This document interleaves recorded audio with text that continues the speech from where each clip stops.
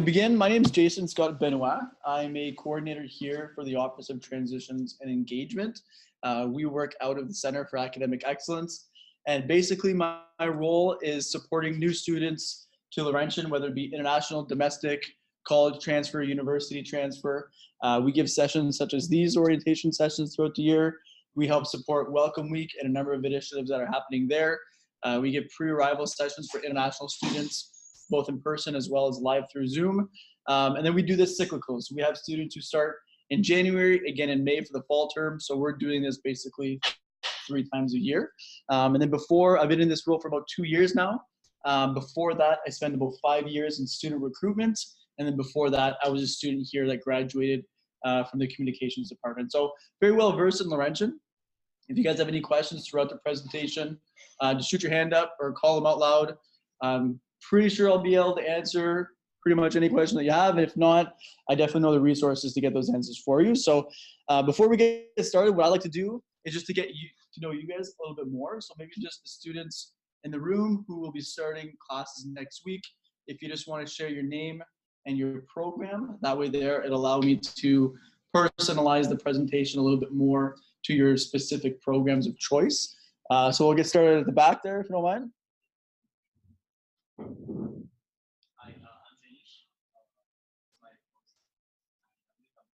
Computer science, right on. Undergraduate or graduate? Perfect, right on.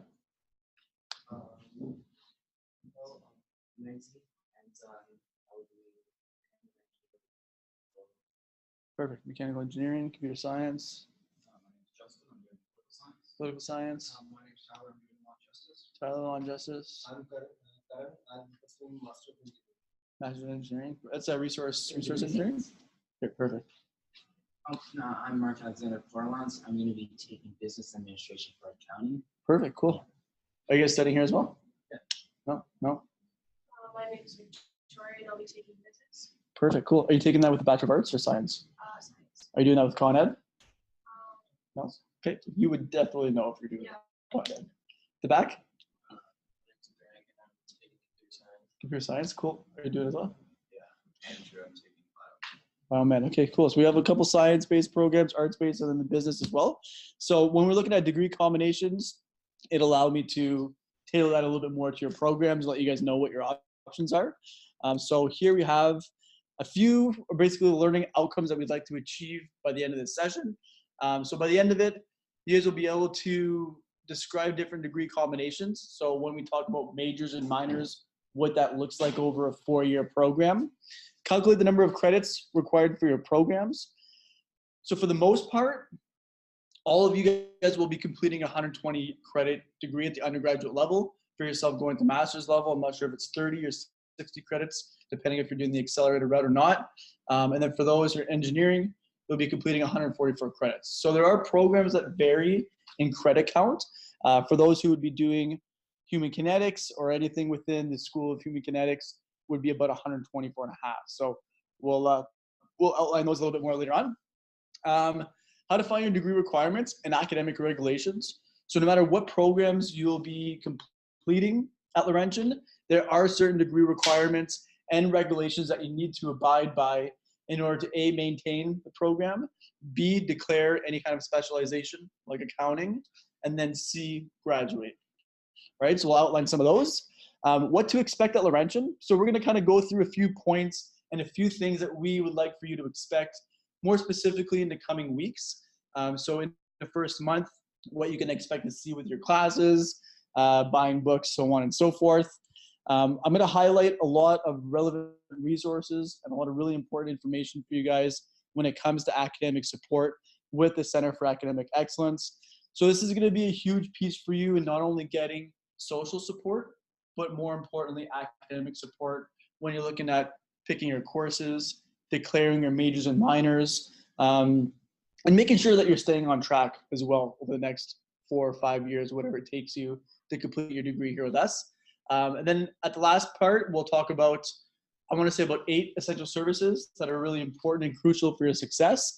Not to say that you'll need every single one of those services right in the very first month or the very first year, but over the course of your time here at Laurentian, whether it be 4 or 5 years, I'm sure that you running into these services will be a huge support and a huge help for you guys to making sure that you're completing in the right amount of time.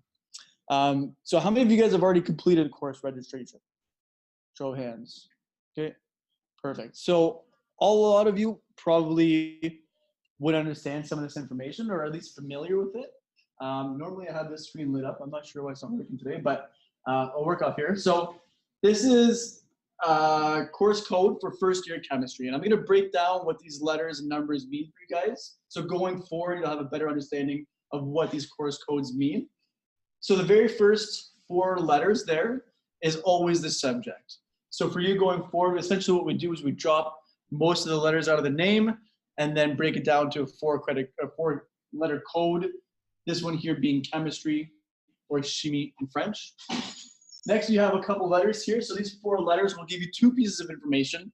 The first piece of information is the year of your course. So when you're seeing a course start with 1,000, it's a first year course. It's 2,000, second year, 3,000, third year, fourth year, 4,000. When you're looking at graduate studies, 5,000 and 6,000. The last digit there that you see is the number 6. That gives you an indication of how much your course is worth. So at Laurentian, we have a blend of 3-credit courses, which are a lot more common, but we also have 6-credit courses. So I have a table that I'll show you in a minute, but essentially if your course finishes with a 6 or a 7, it's a 3-credit course. And those are usually 1 semester in length, whether it be the fall, the winter term, or the spring term. And then you also have classes that finish with a 0 or a 5, and those are 6-credit courses. And I always encourage students at the first year level to try as best as they can to have at least one of those in their schedule. It is very difficult and almost impossible for engineering students to achieve that. But anywhere else, wherever your program is, taking a 6-credit course is valuable in the sense that you're starting this course in September and it streams over the entire academic year. So you're getting that final cumulative exam at the end of your winter term, which means you don't have a final exam in December. So that takes a little bit less studying off your plate, a little bit easier to manage. And for someone who's going through maybe a rougher transition university, it allows you to catch up with that grade in the winter term rather than being worried about having 4 or 5 final exams in December.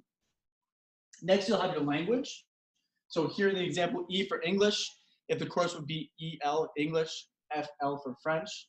So if you want to avoid French language courses, making sure that the course is EL rather than FL. And then you'll have the L here is your campus for Laurentian. The next one here is lab. So anyone going into a science-based program, you'll have a laboratory that'll accompany you in your traditional science-based courses. So if you're taking intro to chemistry, intro to chem, intro to bio, and I believe physics might have the lab as well. So you want to make sure that you're registering for the lab because you need to register for the lab as well as the lecture. So you have to have 2 sections in your calendar to complete that one course. And then the last digits here is your section. So going back on the example of your lab, we usually offer between 6 and 8 labs for every traditional science that we have. So in this class here, you'll have intro to chemistry. There'll be approximately 300 students in your class. But when it comes to the labs, we usually break it down to about 30 to 40 students in the lab with your professor and then a lab tech. So if you want to make sure that you have the right lab or the same lab as a friend of yours, making sure that you're both in lab 02 or 04 or 06, that basically means that you're in the same lab at the same time on the same day. So even for general courses like intro to psych, we might offer 2 or 3 sections of intro to psych. One, because it's a common course and it is a 6-credit course. So if you want to make sure you're lining up with somebody else, ensuring that you're both in the same section. Now this will also have section codes 10 and 12.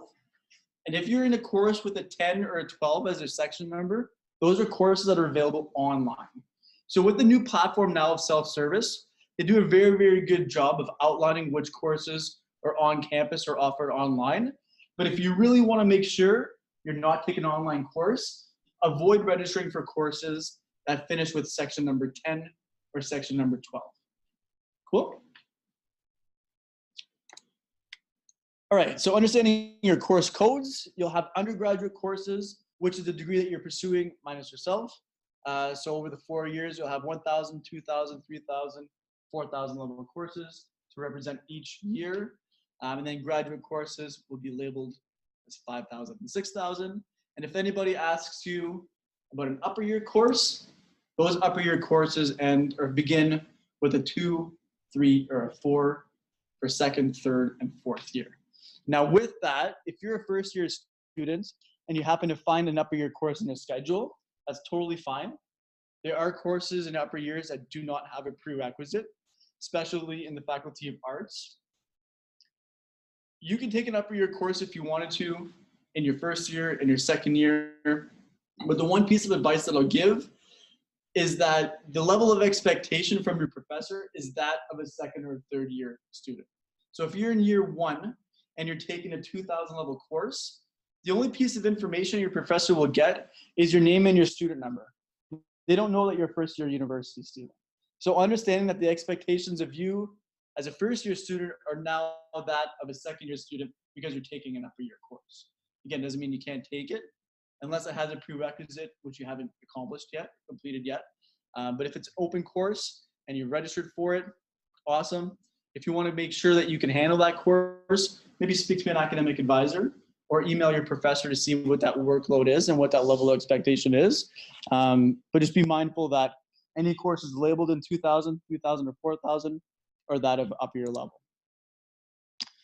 So this is a chart that I was showing you guys or mentioning earlier when it comes to that last digit here. So looking at the 06, you'll have 06, 07. These are the most common ones. And again, those are usually courses that are 1 semester in length. If your course finishes with a 6, it's usually a fall course. And then you'll have a 7, which is a winter course. So off the bat, I'm thinking chemistry 1006. Students who are taking the sciences, you'll know already that you'll have to take chemistry 1007 in the winter time. So usually those ones there kind of relate to each other a bit. And then you'll have courses that finish with a 5 or a 0, and those are 6 credit courses. So again, it's a course that'll start at the beginning of the fall term and finish at the end of the winter term, making it an 8-month course. Cool, everybody with me so far? All right. So we'll talk a little bit about degree combinations. So a lot of times students come and see us and they're kind of looking like this. They're not sure what degree combinations mean. They don't know how to apply for their major or their minor. Most students have a lot of questions surrounding this. And with certain programs, especially with the Faculty of Arts, you have a lot of flexibility with that. So you'll see here as I outline different combinations, what that looks like for an arts-based student. When you're looking at engineering, there's no opportunity there for another minor. In the sciences, you'd be able to accomplish another major, another minor, but it's very unlikely that you could do a combination of 3 different subjects. With business, you can definitely get another major or minor as well. So when you're looking at the degree combinations and understanding what your degree looks like right now, for the most part, if you've applied, all of you guys have applied for 1 subject. So by default right now, you'll have a specialization in political science or law and justice, engineering, you said biomed, physics. Right now, that's your specialization. So as it stands, if you weren't going to complete any changes or make any requests, you'd be finishing with a specialization in physics, in accounting, political science, law and justice, et cetera, et cetera. It's essentially the number of credits that you'd complete in that specific subject. Same thing with a major and a minor. A concentration is only for the 3-year programs. So usually by default, if you're following the 4-year undergrad, you're going to be completing at least a major and at least a minor. A lot of students ask us, well, how do I apply for my major? Or how do I apply for my minor? You guys have already applied for your programs. There's no additional application necessary or required in order to declare these additional subjects in your degree structure. If you wanted to declare a double major or a major minor combination, let's say if you're taking physics and you wanted to do economics, you can email registration@laurentian.ca and declare that you want to take a minor in economics. That way they're going to go into your student account and under your self-service account, as you've already seen starting course registration, you'll now have the courses required to complete that minor in economics. So they're going to outline course by course, year by year, what you need in order to complete that specific combination. Majors and minors are really easy to remember. You're basically just switching those numbers around, 42, 24, really simple with that. And then the specialization would be at least 54 or 60 credits in that unique subject. So I'll just fast track through the 3-year degree combinations because everybody in this room is completing a 4-year. And then for graduate studies, there's no real combination with that. You just complete your program. So with the 4-year degree combination, this would be your first option. So you'll have your specialization in whatever subjects you guys are in now. And then the rest of your courses would be electives that you can take from across the board. Now, Laurentian's done a very good job over the last couple of years, where what we've done is kind of eliminated the silos of different faculties and allowed students to pursue courses in different faculties. So now if you're a student in the sciences, you can take courses in the arts or in management or in health and vice versa. So you can cross-discipline your degree, which is very unique in the sense that if you're studying music and you want to take entrepreneurship to start your own business or your own store later on and sell equipment and give lessons, you'll now have that foundation of what it takes to start your own business with your specialization or your major in music in order to kind of match that fit for you, right? When you're looking at these combinations, it's not to say that you have to land exactly on 60 credits in order to get your specialization. If you're following this example, you could have 72 credits and still have that specialization. And it just means less courses in other disciplines. And the same thing with your major and the same thing with your minor. So if you have 51 credits, that's still your major. You don't have to land exactly on 24 or exactly on 42. So the second option would be a specialization in a major. So in this example here, a student is taking courses away from their electives and satisfying that in a different discipline in order to have that specialization in a major. One thing to remember with this, especially if you're remaining within the same faculty, so let's say you're doing computer science and you wanted to specialize in or minor, let's say your major in biology, you can't use the same courses you took for computer science and apply them to your major in biology, right? So when you're declaring these combinations, I always advise you to seek support from an academic advisor because they'll be able to outline exactly when and where and what courses to take in order to satisfy the combination that you'd like to achieve. So you'll already notice that with the course registration you've done in computer science, you probably have some science courses already in the mix. Those ones will count specifically for computer science, and anything outside of that specialization or major will have to be individual different courses, right? So important to remember that. Next one here, we'll see a student taking a double major and just elective courses. So one thing that I'll say with this, sometimes this is a different or a difficult combination to achieve because you're completing almost 2/3 of your courses in 2 specific disciplines. So you're completing, at least 84 credits in 2 subjects. And it's important to note that sometimes these courses, especially required courses, may be offered at the same time and cause conflicts. So again, another reason why I encourage you to seek the support of an academic advisor, because they'll be able to map out when would be a strategic time to take those courses. For example. Can I add a late person? Absolutely, yeah, come on in. Awesome. Sorry, thank you. Yeah, no worries. We just got started a few minutes ago. So in this example here, you want to really avoid those conflicts in your schedule, and academic advisors will know which courses are usually offered more often in the spring term, more often in the fall or the winter, to ensure that you're not having any conflicts. So if you're looking at taking, I'm going to pick on you a little bit for computer science, but computer science and math, we offer a lot of courses in math during the spring. So an academic advisor might tell you, take your computer science courses now because calculus is always offered in the spring term. So we can ensure that you'll at least have that course offered in the spring, where by year 2 or year 3, after that spring term, you'll have everything in your calendar set to start fresh in September. So those are little tips and tricks that advisors can definitely support. Which program are you following? This is gonna be my first year here. I'm taking political science. Political science. Major in political science and a minor in sociology. Perfect, cool, right on. We got another poli-sci student in here. So you'll be doing major and minor, you said? Yeah. Okay, perfect. So we're gonna get, oh, this is the combination that you'll have right now, actually. So this is probably the most common structure or combination that we see students pursuing is a major and minor. And these are usually kind of buzzwords that you hear in university pretty often. I majored in this and minored in that. Again, it is important to let the registrar's office or the registration's office know that you're declaring these combinations, because in addition to them outlining the specific courses you need, it'll also ensure that you have that designation on your degree once you graduate. So it'll say, majored in political science, minor in sociology on the degree once you graduate. And again, in this example, you're completing 120 credits. And then the last one would be a major double minor.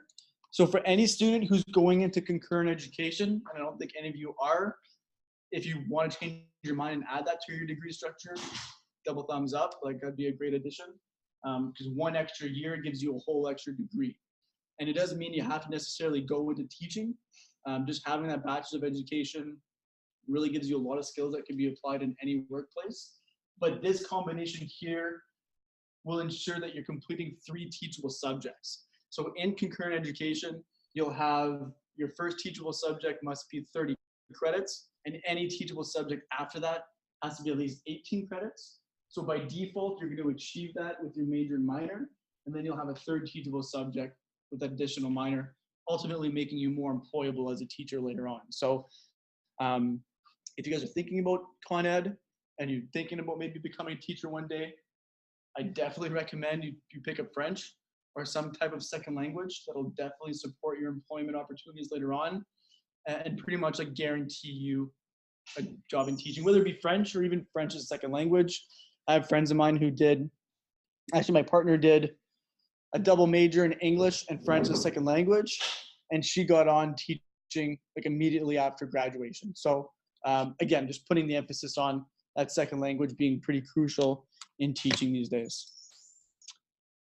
All right, cool. So degree regulations and requirements. I won't go through every single one for all of your programs because that would take a lot of time. But essentially, every faculty now has access to make edits on the website.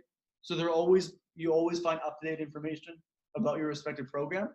But if you go to Laurentian.ca, under the undergraduate programs, you'll find a list of all of our programs in each faculty. So you'll find your faculty, you'll find your program, and under your program, you'll have program details. So this will outline a whole bunch of information. One thing it will outline is your degree options. So what's cool about this is that even if you're not in entrepreneurship, you can find entrepreneurship under that list of programs and see which courses are necessary in order to have that minor or have that major. So for every program, obviously it'll outline the courses that you need to complete. But if you'd want to minor in law and justice instead of majoring in it, you can actually see which specific courses are on that list so that you can achieve them on your own. So that does have a ton of information that's pretty important for you. It also has contact information for your faculty. So as much as we have academic advisors that will support our students, some programs prefer to advise themselves to their own students. Very few programs are like that, but at the very least, it'll have their contact information there as well, so that you can reach out to them on your own. All right, first year credit max. So this would be more so for students, I would say, who are making a change of program, who might be transferring from college to university or university to university, where it's important to note that there is a limit in a maximum number of first year credits that you can obtain in order to achieve your degree. And that's the same thing when it comes to your minors and your majors. You can't have 42 credits in law and justice and have a major in law and justice, right? There's that natural chronological order that you'll have to follow. You take your intro courses, you follow those with your upper year courses, third, fourth year, and then you've achieved your minor or your major or your specialization. And it's the same thing with your degree. you can't get 120 degree in music, 120 credits in music, and then have a degree in music. There is that natural order that you'll have to follow.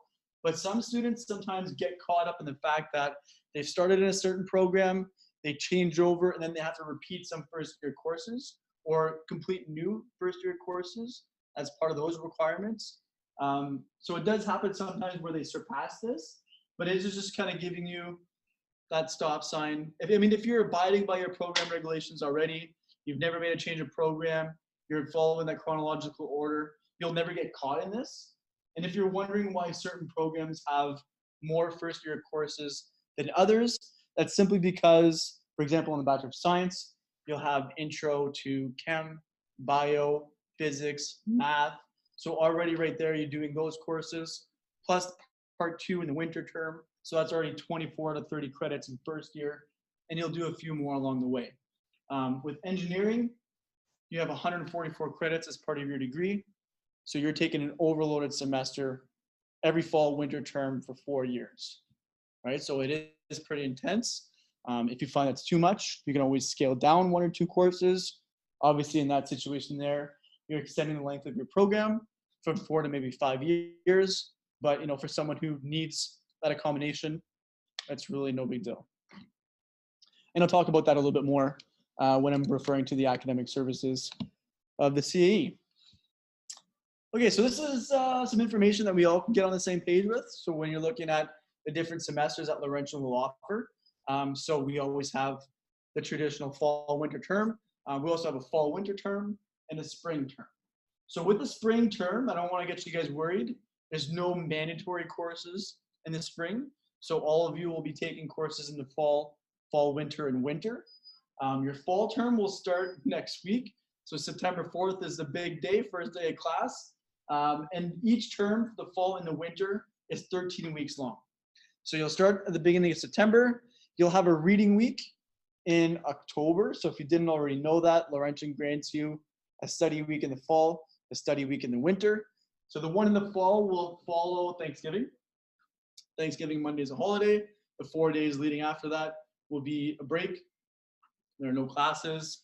If you're living in residence, you can stay. If you prefer to go home for a week, you can go home. And you'll return the following week.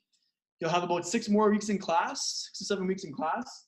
And then usually around December 6th or December 8th is your last day of class. So it doesn't mean the semester is done, but your lectures will be over, and that will be the beginning of your exam period. So you get your exam schedule usually the first week of October. It always comes in before that fall reading week, and it's sent to you from the registrar's office. So the registrar's office will send you a PDF document. It's usually like 10 or 12 pages, and it's got a list of every single exam for every single course in that fall term with the time, dates, and location of each final exam. Most, if not all, final exams are written in the varsity gym. So we have rows of desks. There's like 20, 30 rows of desks. They go all the way to the back of the gym, and every first desk will have the course code. You'll find your course code, you take a seat in that row, and you'll write your final exam. If you're studying online, for those who are participating on the live stream, we will set up an exam location nearest you if you live more than 75 kilometers away from Laurentian University's Sudbury campus. If you're taking a course online, even though you're studying on campus, this is maybe more important for those who are living in residence.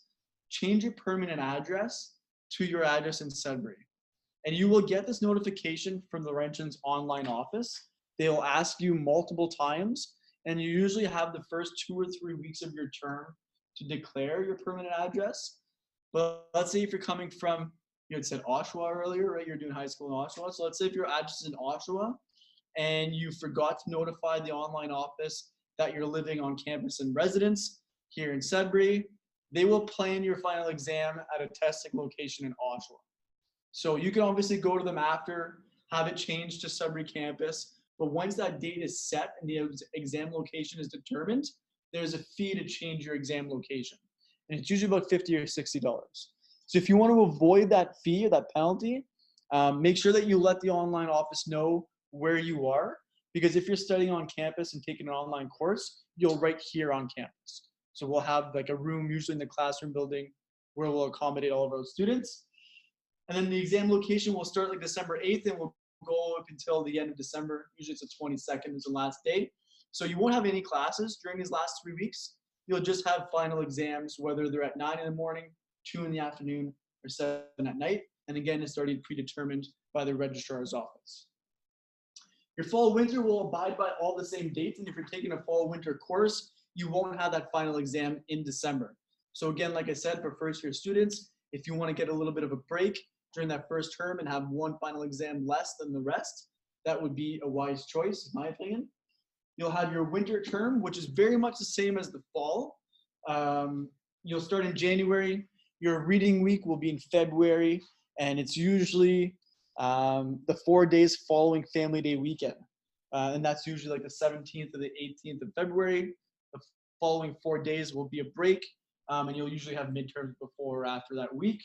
And then again in April, you'll have your last day of class, usually around the 6th to the 7th or the 8th. You won't have any more lectures. Usually your last couple days of class or your last day in class is an exam review. If your professor makes it optional, show up to the exam review. You're honestly silly not to go, because usually they're giving you bonus points or letting you know what's on the exam or giving you a secret question. They're usually pretty good with that. But then the last 3 weeks of April will be, again, your exam period, very similar to what it was in the fall term in the December month. And usually your last day of final exams is about the 23rd, 24th of April. But again, if you're done really early, like for me, there was 1 year where in the fall term I had 2 final exams, just happened that way with the way my classes were. And I was done like the 12th of December. So once you're done your final exam, like if you're from out of town, you go back home. So I was done December 12th or 13th, whatever it was. And I had like 4 weeks off because they don't start again until January 4th or something like that, right? So, if you're fortunate enough to have a very early exam schedule, you have a little bit more time off during the holidays, which is always nice. And very much the same in April. If you're done pretty early in the month, you're starting your summer break a little bit earlier than the rest. Now, the spring term, like I said, is not mandatory, but it does exist. We offer most of these courses via distance education online. Just because we're aware of the fact that a lot of students go home, return home for the summertime, so making it easy to manage those courses online. But in the spring term, we offer 3 credit courses and 6 credit courses. Okay, so not so bad for a 3 credit course, despite the fact that the spring term is condensed. So instead of having 13 weeks like you did in the fall and the winter, you now have about 9 or 10. All right, so there's no reading week, there's no break. You'll have 10 weeks intensive. And your final exams will be somewhere at mid-July, end of July. The 6 credit course is where I like to kind of throw that red flag up for students. As much as it's nice and beautiful to knock a 6 credit course out in the spring term, be aware of the fact that you normally have 8 months and now you have 10 weeks. All right, so it's really intense. One thing I would advise if you're thinking about a 6 credit course in the spring is send an email to your professor somewhere in April and request a copy of the course outline. That's something that I did a few years ago because I was debating taking a 6 credit course. It was a 6 credit second year Indigenous course. And I emailed the professor and I got the course syllabus back. There was a 10% assignment for the first 8 weeks. It was a 5,000 word essay based on the readings that we were supposed to complete in that week.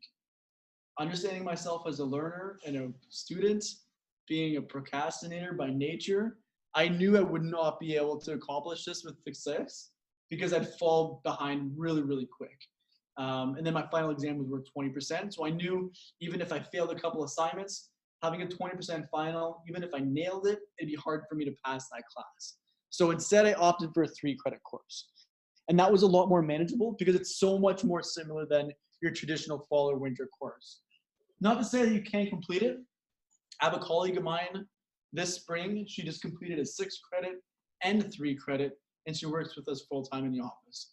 And she did very well. So depending on what courses you take, obviously some are easier than others. But I mean, if physics is your wheelhouse, physics might be super easy for you and super difficult for me. So it's understanding your strengths and weaknesses as well. But the spring term does allow that opportunity to catch up or fast track, right? So if you want to eliminate some courses for the following year, you can do that. If you failed the course, you can retake that in the spring. So some useful information, important dates are always useful to know. Now that we're using the Gmail platform, there's a setting that you could set in your calendar now with your Gmail account, where you can have all the important dates of the university programmed in your calendar. So it would just be a matter of clicking it on or off, very similar to how you would do for national holidays. So right now, if you're to access your Gmail calendar, you'll have all the holidays, and in the bottom left corner, you can click them on or off. Same thing with the important dates of the university. And this is something that I've selected to actually have visually in my calendar, just so I'm aware of what students are going through month by month. If you don't want to have it in your calendar, you can visit the website, laurentian.ca/important dates, and they're all there. They're very always up to date, and they're usually either week by week or month by month. This here gives you kind of a snapshot of what you can expect to see on the website. Now, they cut off this date here, which is an important one I'll share with you. Another important date, obviously, is the first day of class. But one reason why I encourage students to refer to this more frequently than not is because, as you see here, actually it's just cut off, but this day here, Friday the 13th, is the last day you can add or drop courses without any penalties. So you can add a course to your schedule. You can also drop a course to your schedule. You can make those changes within the first week and a half. After this day, if you drop a course from your schedule, like, you won't be able to register for another one. You'll be barred off in your self-service account. But if you drop a course, the longer you wait to drop a course, the more money you're losing from your tuition. So after the 13th, we might see Friday or Monday the 16th. If you drop a course, you're now getting 90% rebate from your tuition, and then 80 and 70 and 60 as long as you continue throughout the term. There's one date here, which is not on the board. It's super important. Maybe more important for you once you get later in your degree, but usually the first week of November or the first week of March for the winter term is the last day you can drop a course without having a failed mark or a DNF on your official transcript. All right, so for those of you who might be in your upper years later on and you want to apply to a graduate program, I'm thinking law school for you guys in the back, any kind of professional program, dentistry, whatever.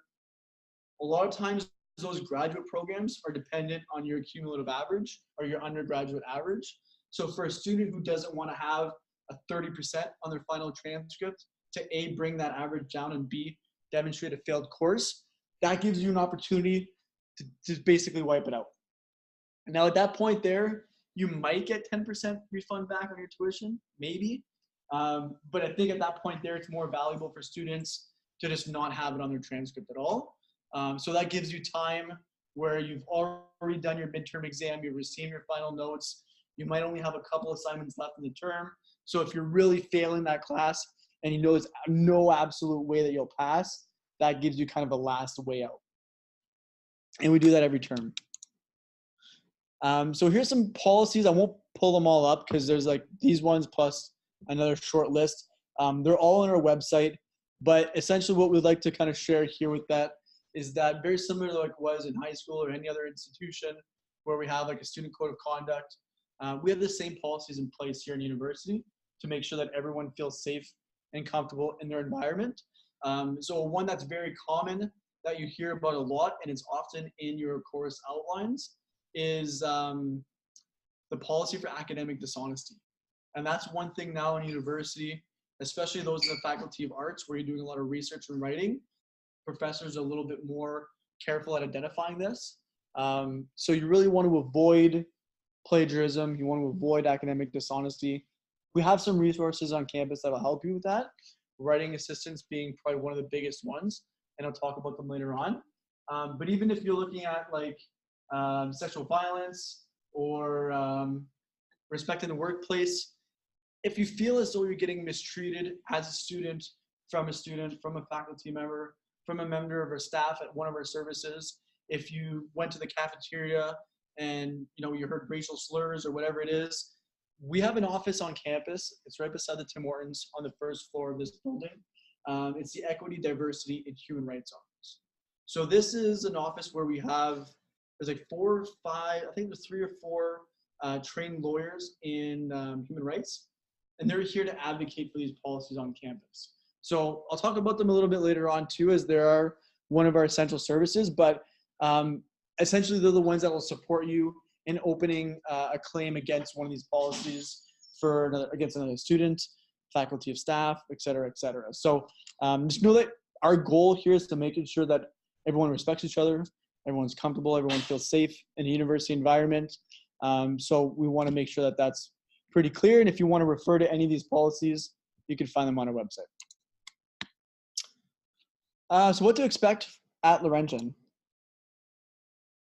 Obviously next week, the next couple of weeks will be new for a lot of you guys if you're coming from high school or a different institution. Basically, if it's your first time at Laurentian, everything that you'll see over the coming weeks and months will be new. So this is what you guys can expect, what we kind of expect of you during the first couple of weeks. So for one, attend the first of all your classes and all the rest of them after that as well. It'll be super important in your success. The first week of classes, we kind of internally refer to it as syllabus week. So syllabus week basically means you go to all your first classes. It'll probably be a very short class for the first week because you're given your course outline or your class syllabus. You'll go through it with the professor. If there's no questions from anybody in your class, the professor will usually dismiss the class a half an hour or an hour early and allow you that time to visit the bookstore and get the course material that you need for your class. And also participate on D2L. Has anybody here accessed their D2L account yet? Yeah, perfect, one person, all right.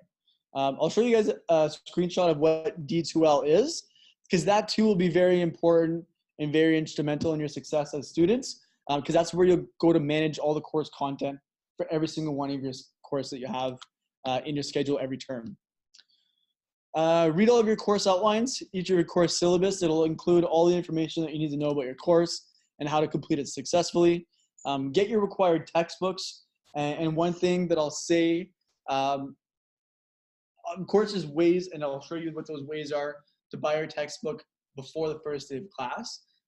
As much as very few students do, it is sometimes common for some. But on the first day of class, when you're going through the course outline with your professor, they'll let you know whether or not they actually use the book. Now, if you're going in your first year, I can tell you right now, you'll probably need every single one of your books, unless you're going to study Faculty of Arts. Sometimes professors will provide you with course readings instead, or they'll photocopy or scan chapters out of the book for you. But in that first day, when you're going through all the required material, essentially the university mandates that every course has a required textbook, but some professors choose not to use those textbooks. So on the first day of class, the professor will make it very clear and let you know that, okay, this is the required textbook for the class, but I don't use this textbook. So if you bought it, bring it back. And if you haven't bought it, save your money. All right, so usually it's more common in your upper years. It might happen in first year, I really doubt it. But at least you'll know exactly what edition and what author that you need for your books, because sometimes those will change year over year. Get your student card. If you haven't already got your student card, today would be a great day. The lines are still pretty short down at the hub. So taking your photo and getting your student card printed will be super important. I'll tell you about all the uses very soon of what your student card will do for you as a student, but knowing off the top that it's mandatory for all of your final exams. So when we're taking the attendance in the varsity gym for all of your courses, we have a tablet that will pass around and we swipe your student card, and that's how we know that you were present for your final exam. So that'll be obviously important for you guys come December. Couple suggestions for you guys, know your way around campus. If you haven't already taken the campus tour, you still can, absolutely. Liaison office gives tours every day of the week, Monday through Friday at 10 a.m. or at 1:30, Saturdays at 12 noon. What I did myself, I'm local to Sudbury. I grew up here my whole life, so a week before I started my first week of classes, I took my course schedule. I kind of put it all in Excel. I had all the class numbers identified in my schedule, and I basically just walked to campus. Me and a couple friends of mine, we came through. We were all different programs. We found all of our classes together. It took a little bit of time, but next week, come Wednesday morning, the campus will be flooded with students. It'll be super, super busy.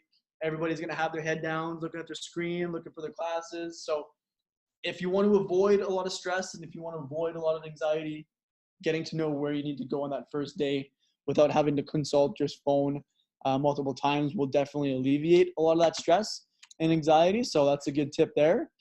Knowing your program advisors, I wouldn't say your program advisors specifically for everybody, but at least know where your program is located. If you're taking engineering, you know you're over in the Cliff building or Science 1. If you're taking the sciences or physics, knowing where the physics department is. Same thing with the arts programs. You guys will be somewhere in the arts building, likely on the second or third floor. All the departments are there. Business, faculty, and management, you're over in the Fraser Auditorium. And then with your graduate program, you'd be looking at, knowing where your supervisor is. That'd be super important. You're going in the Faculty of Arts as well, so you know your faculty are just down the hall from this building here. So being aware, because sometimes you'll be asked to pick something up at their office, drop something off. Maybe you got an extension on your paper. Please drop it off at my office next week, so on and so forth. Laurentian online information, like I said, if you're taking an online course, it'd be important to make sure that they have the right address on file for you. Getting familiar with the Laurentian website, that's going to be super important. Not only do we have contact information for all of our student services, but it's also where you'll see all those degree requirements and program options for all of your programs. D2L, like I said, I'll show you that real soon. That's going to be a super important one too, just managing all your course content. And stats prove that students who access their D2L accounts at least 3 times a day are more likely to succeed in university by more than 50%. And that's just because those students are frequenting their accounts regularly. They know what's required of them for their courses. They're up to date with all their information, their notes, their presentation, they're reviewing their stuff. They're very engaged with their course, and that often translates to academic success. And then finally, self-service. That's the platform you guys all use to register for courses. It's a new service for us. I think it's a great software. It's a great program for you to just plan your upper years. So now you have that option too, where you're not only registering for courses, but you can plan ahead to see which courses you'll need in your second, third, fourth year in order to clear those different combinations or even just graduate at the end of that 4-year program. Learn to subway transit system. So I'm not familiar with the transit system anymore. I know it's changing. Yeah. It's already changed. August 28th. Okay. August 26th was the day it completely flipped over. So now there's whole new routes. Yeah, GOVA, right? Yeah, I would highly recommend if anyone needs to take transit that they just look up the website, like Sudbury Transit website, or just Greater Sudbury website themselves. Yeah. And look for GOVA, and they'll tell you all the information you need to know. I know if you take GOVA recently, they have transit advisors or ambassadors on like every single bus. I saw that too, yeah. And even like the bus numbers have changed. Yeah. So because I saw a bus on campus, it was like number 3. I'm like, whoa, we never had a that number would 3. be University via region now. There you go. Yeah, you seem really well versed. Yeah, as soon as it came out, I read like the entire transit action plan the city had Cool. going on. So. Do you find it's better or worse than what it was before? It remains to be seen, but from what I've read, I think that the improvements are very necessary. So is it just like more? GOVA.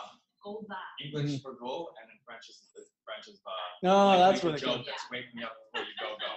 Right, Yeah. okay. So is this like more frequency or different routes?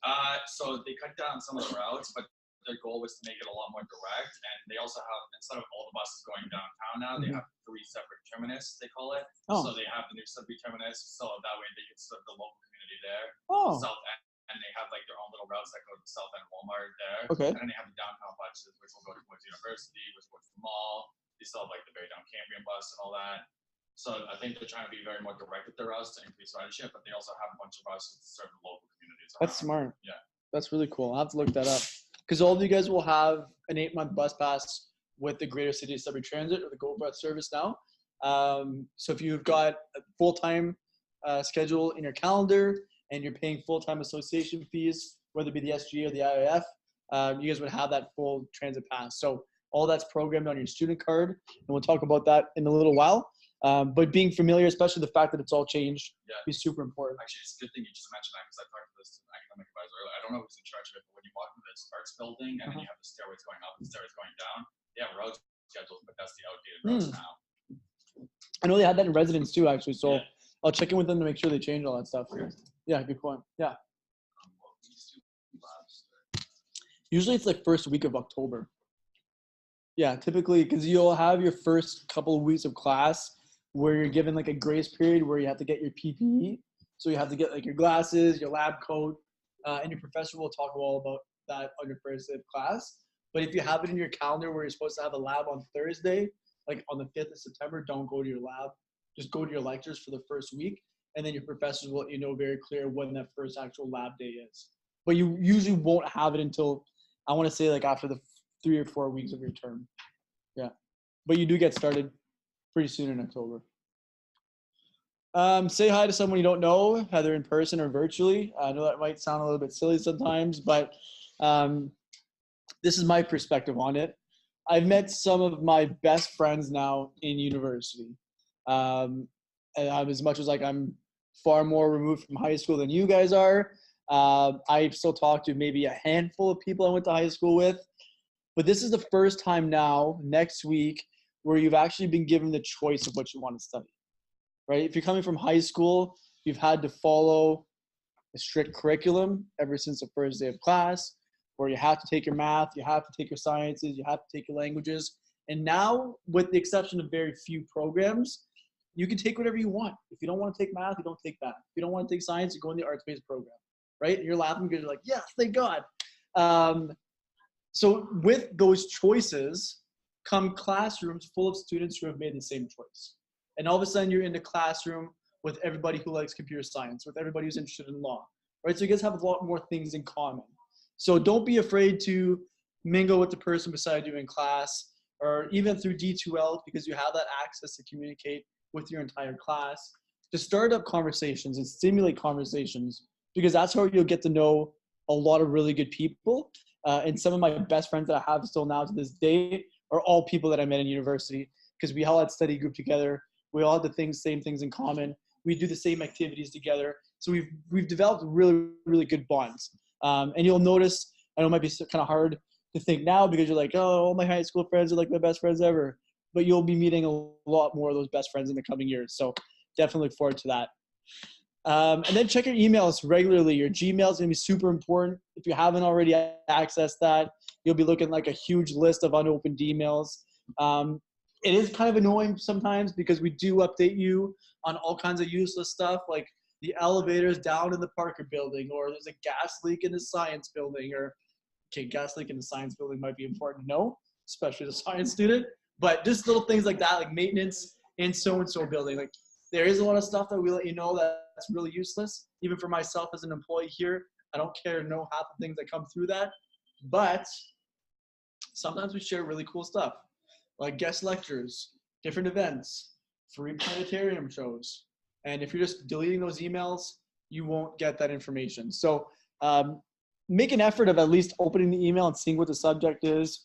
Even if you just read a quick little paragraph, you know, it'll ensure that you're not missing valuable information, basically.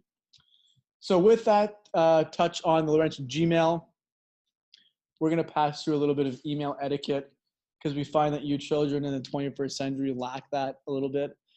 So just little tips and trick, just because especially now, like from student to student, you know, you can write whatever you want. TTYL, hey, yo, what's up? That's cool. But when you're emailing professors, especially now in university, I've seen students get emails back and be like, no, address me as Dr. Goldie, not Alice. I'm, whoa, dude, that's harsh. So different things like that where you don't want to get caught in that in the very first week or the very first year. So some tips and tricks. Number one, if you're using your Laurentian Gmail, always use your Laurentian Gmail, especially if you're communicating to any service on campus, any professor on campus, because now that we're all on the same platform, it'll ensure that your emails don't get filtered. All right. So if you email your professor from your Hotmail account, it might get filtered, and it's possible your professor doesn't get it. But if you email from your Laurentian, it will reach their inbox, right? It won't get filtered to junk, nothing like that. So that's super important. Second reason it's important is because this Laurentian Gmail address is individual to yourselves. So if you've already used your Laurentian email address, you'll notice that it's basically your username at laurentian.ca. And that username is unique to you as a student. So in the event you forgot to sign off, you didn't put your student number, we don't know who you are, we can refer back to that email address, take your username, and basically find you in our system to refer to any kind of information that we need, or even identify who you are. All right? Number 2, the subject line. Try as best as you can, and it's happened to me a couple of times in the past, but try as best as you can not to leave the subject line blank. And the reason why I share this is because, especially for those in the sciences, you're taking first year chem, okay? So first year chem will have 300 students in that class. And a few of you will be in that class already. Anybody in the sciences, engineering, computer science, you guys all have the same chemistry class. 300 students in that chemistry class. The professor teaches the same class 3 times.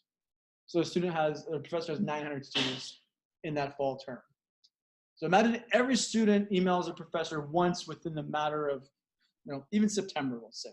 So the first 4 weeks, the professor gets 900 emails from 900 different students. Now, if you've left your subject line blank, it's not to say your email will get deleted, but it might not get the same priority as another student. Not to say you have to put everything in caps with a ton of exclamation marks, but just kind of put it on. If they see something coming through, they might think it's junk. They might not pay too much attention to it. They might let it fall down the list a little bit. So just try to be mindful of, at least summarizing in a couple of words what your email is, what your question is, what information you're seeking. That helps add a little bit of context to your message there for whoever you're reaching out to, really. Your salutation. So try to make it as professional, especially if you're emailing profs. So avoid using hey, what's up, yo prof. Unless you're on a first name basis and you're pretty comfortable with who they are. I can name a few of the preferences that I had who I was on a first name basis with. Yeah. Your question? No? Okay. So yeah, just try to make your salutations professional if you can. Your message content. One thing that really irks me when I get emails from really anybody, and it's a huge block of text, just a huge square of words. For me, that's a little bit hard to read sometimes. I really got to put my specs on. I find sometimes I might skip a line or I might miss a bit of information, or I forgot and all of a sudden I got to read the whole block of text again. My practice is I usually kind of break down my emails like this into smaller paragraphs, 2 or 3 sentences each. And I try to break down my ideas in different paragraphs as well, so that if the professor or whoever's reading my message has to refer to something I wrote, they can refer to one single block instead of the entire message all over again. So, you guys will find your own styles too, but just something that I do. Your closing, thank you, merci, regards, cheers, take care, have a good day. Those are all pretty acceptable ones. And now that we're all using the Gmail platform, students can actually set an automatic signature. So if you want to have your own signature in your email, your name, your student number, your program, I always think that's really professional when I see that from students. Again, it's not mandatory by any means, but at least make an effort of signing off with your name and student number. So that way there, if you do need to refer to something in our system or any kind of piece of information, we actually know who you are, we know how to find it, and it's a lot easier for us. All right, so moving over to time management. Oh, we're doing super good for time. So time management is going to be super important for all of you to kind of master, I'll say, quote unquote, over the next 4 years. And, there might be growing pains at the beginning. That's to be expected. It's going to be a new journey for a lot of you. But we're going to kind of outline some tips and tricks that'll make it a little bit easier. So every course that you have will be 3 hours a week. All right, so on the board, you'll see 2 1.5-hour sessions. That's the most common one. You might have a class that's a 1 3-hour block. It's very rare, and I don't think it exists anymore to have 3 1-hour sessions. I think they finished that about 4 or 5 years ago. I remember having intro to psych, 1 hour a week, 3 days a week.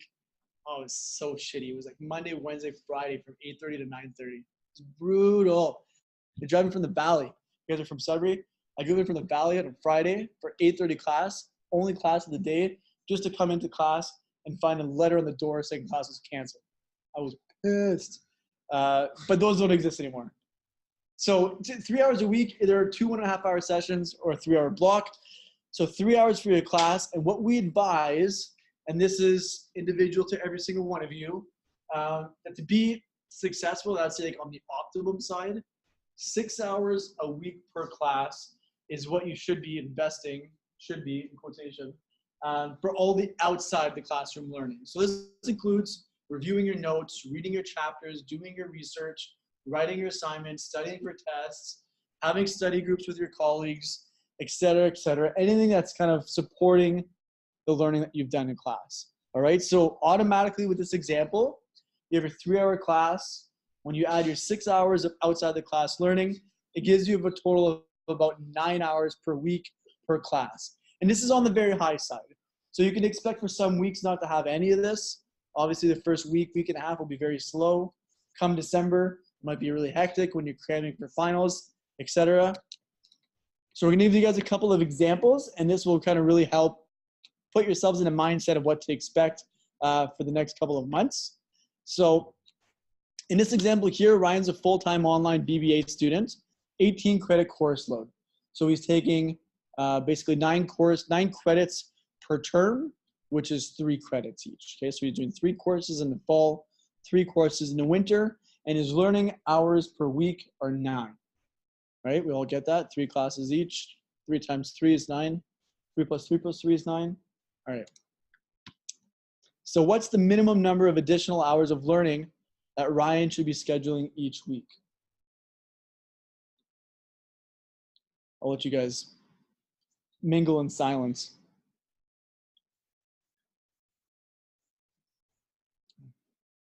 This is usually my water break. Pardon me? 18?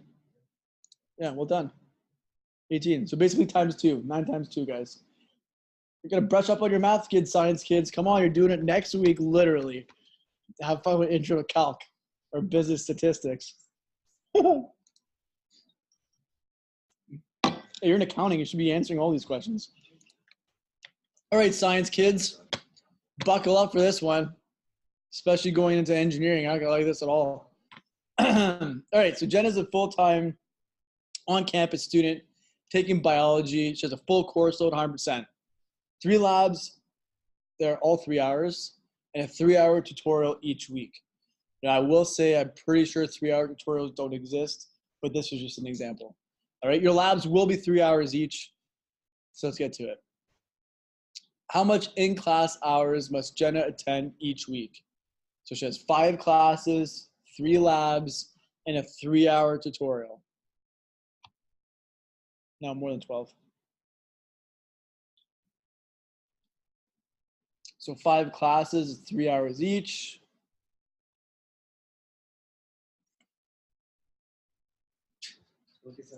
$27, yes.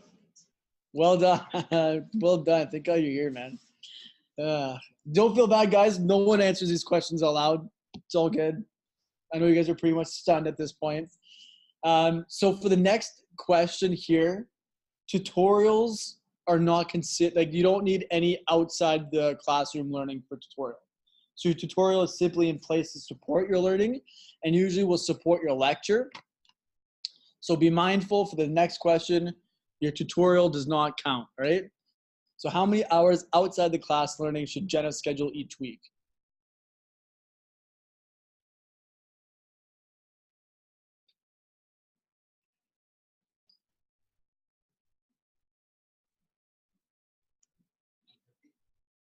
Did you say 30?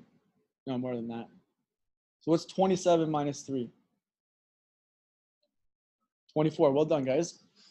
24 times 2? 48. All right, we did it together, folks.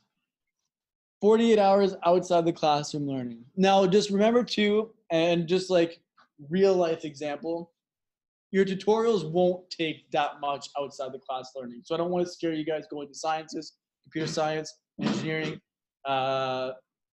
If you have any work to do for your lab, it's a lab report, and it's not every single week. All right, and even if it is, it doesn't take you 6 hours to complete. So I know looking at this, it is pretty scary because not only do you have 48 hours a week outside the class, but you have to remember to add this with the in-class learning that you've already done. And that gives you, I won't even ask for you guys to answer, 75 hours. All right, so when your parents go to work, your friends go to work and they have a full-time job, they're usually working about 40 hours a week. So you're putting in almost double that for your studies. All right? You're like, what did I get myself into? And, like, you guys are training for a career later on. All right? So as much as it's tough to balance this, it won't be 75 hours every week. I promise you that. But just put yourself in that mindset that you're going into accounting because you want to be an accountant. That takes a lot of training. You're not going to be an accountant overnight, right? Same thing with engineering, computer science. I'm not sure what your goals are after that. Physics, whatever your plans are after that. Law and justice, you're not going to be a lawyer overnight. Political science, whatever you want to do after that. It takes a lot of time to master these skills and actually understand all this information. So be mindful of this. Take it with a grain of salt. Don't allow this to get into your head and freak you out, but it's just to kind of set that level of expectation. All right. Now, to help you manage your time, because we don't expect you to do this by yourself, and we don't want you to do this by yourself, there are a lot of supports around you that'll help. If you're tapping into any of our social media accounts, or if you're following any of the Facebook pages or in those groups, you'll probably have seen a lot of students sharing Excel sheets like this, where they've made themselves like a week schedule. They put in their labs, their classes, they're all color-coded, it looks really cute. And everybody wants to share because they want to see who's in their classes. That's really cool. But what I notice, students are very quick to put in their lectures, they're very quick to put in their labs. They're even sometimes quick enough to put study time in different blocks throughout the week. But one thing I rarely see is students inserting personal time. And for me, I'm a person where it's difficult for me to sit down at my desk for 2 hours straight and knock out work, whether it be like studying as a student or writing my paper or even at work in the office, answering emails 2 hours at a time. I usually at some point have to get up, go grab a glass of water or use the washroom or take a lap in the student center just to stretch my legs. I notice that students don't put their personal time. And for me, that's one thing that really helped me in university was like giving myself a 2-hour block on a Monday night from 9 to 11 for my Netflix and chill.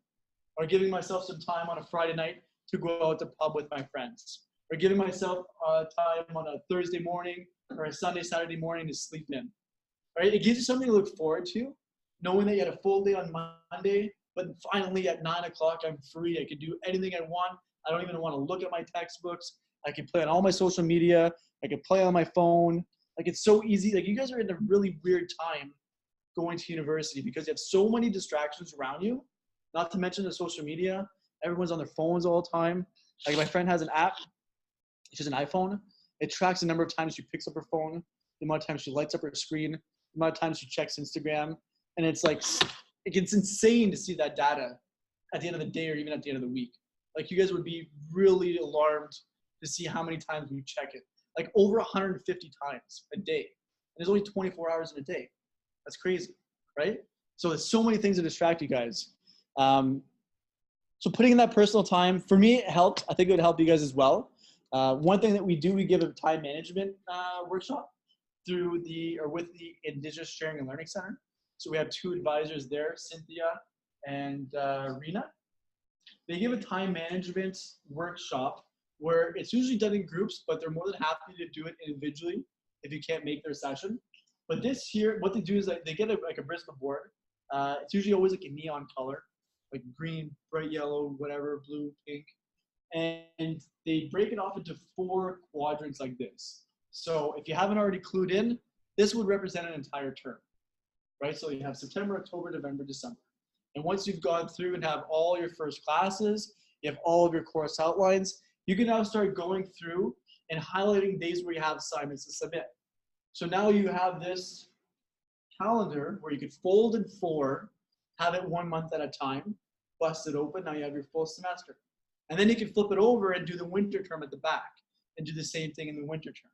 So this gives you like a tangible piece of cardboard or paper, whatever you want to call it, that you can pull out of your school bag and look immediately and say, okay, September 20th, I have my first assignment. It's now the 10th. I better get started, right? So it's just things that keep on track. And as much as it's intimidating to see how many hours you'll be in class, how many hours you're putting outside in order to succeed, 1 week at a time is all it takes. If you stay on top of your lectures and you're on course and you're on par, you will do very well in university. All right, and know that if you start falling behind even a little bit, that should be the kind of flag, and it's not like a red flag, meaning that you're going to fail everything, but that flag to seek support, right? Or get some help, or find a tutor, or maybe just buckle down a little bit more than you did last week, okay? With the increase in technology, you guys, as much as it's a bit of a different time to study, it's also a very fortunate time for you because you have so many applications that will support your learning as well, right? You have online tutoring platforms, you have all these applications that'll help scheduling your time. There's even applications now that you can download on your computer, on your phone, where it'll basically shut down all of your social media accounts. So if Instagram or Snapchat or Facebook is really distracting you, you can set them off. You can set them off for 2 hours, and that will allow you some time to focus on your work. My colleague, Emma, she uses a strategy where, I think Pomodoro method. I don't know if you guys ever heard that, Pomodoro method. The idea with this is that you do your work in increments. So you start off by giving yourself 20-minute increment with a 10-minute break. So you do your work, you don't touch any cell phone, computer, whatever. You do your reading for 20 minutes, you break for 10. In that 10-minute window, anything you want. You want to Snapchat, you want to Facebook, you want to text your friends, your family, you call somebody, cool. But after those 10 minutes, you're back at it. And then you do 30 minutes, and you take a 10-minute break. And you do another 30 minutes, you take a 5-minute break.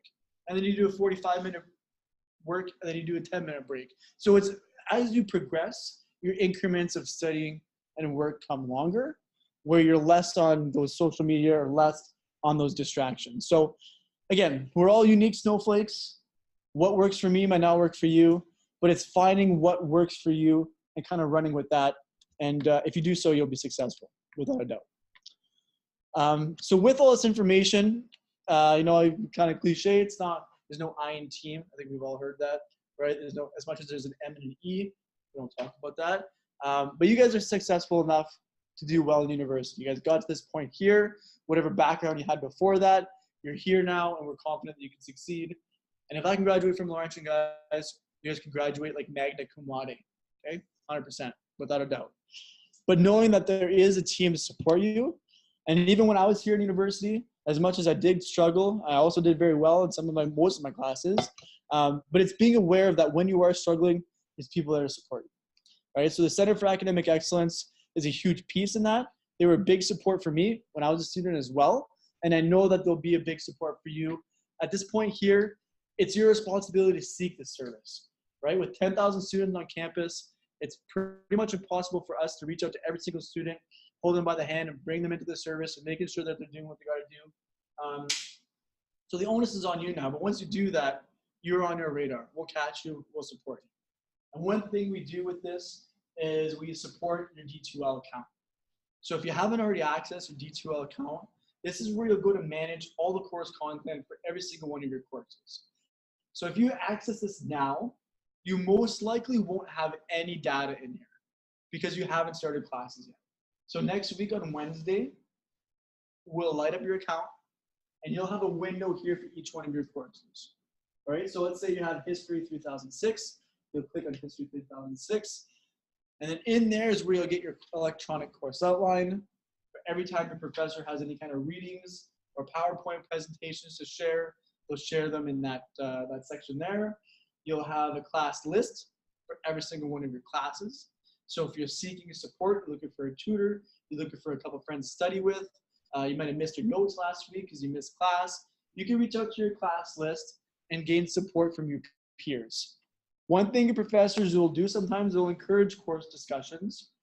They might have course participation worth 5 or 10% of your mark.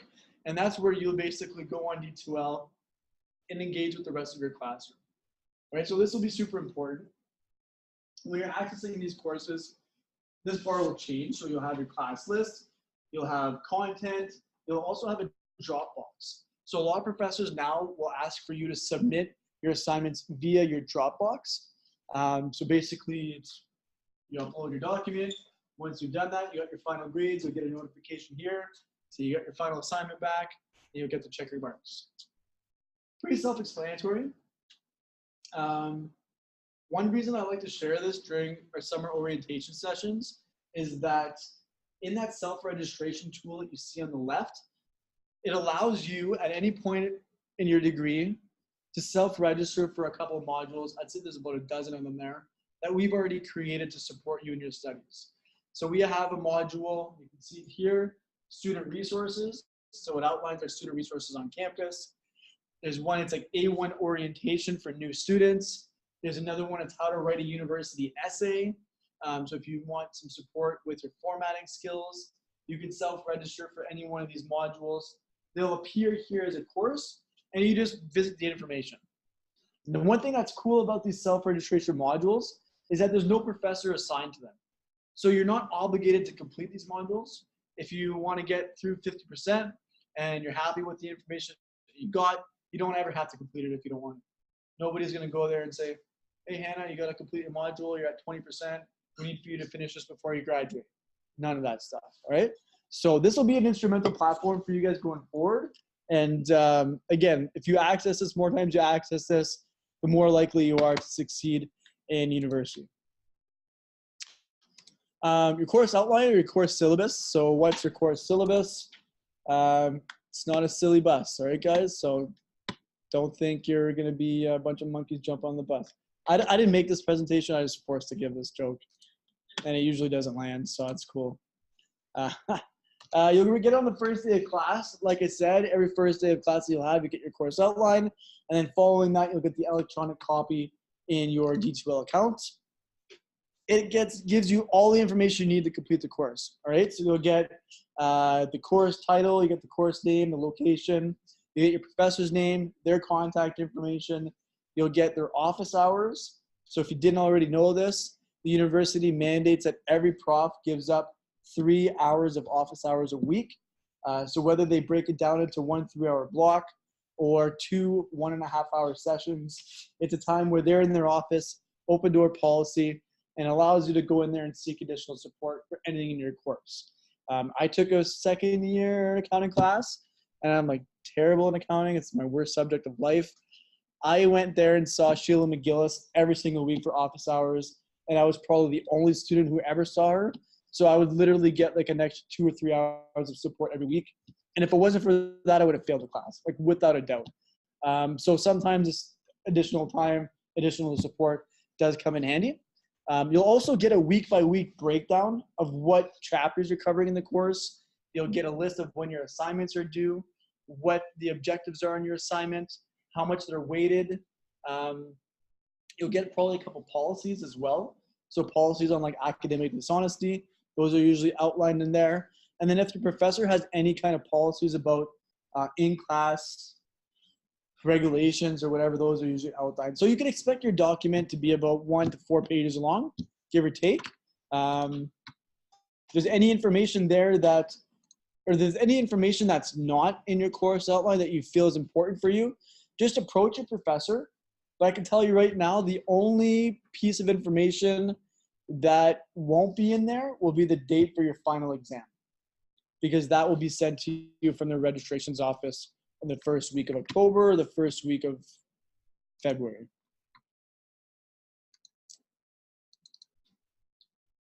All right, so talk a little bit about academic advice, or whoops, I think I slipped one.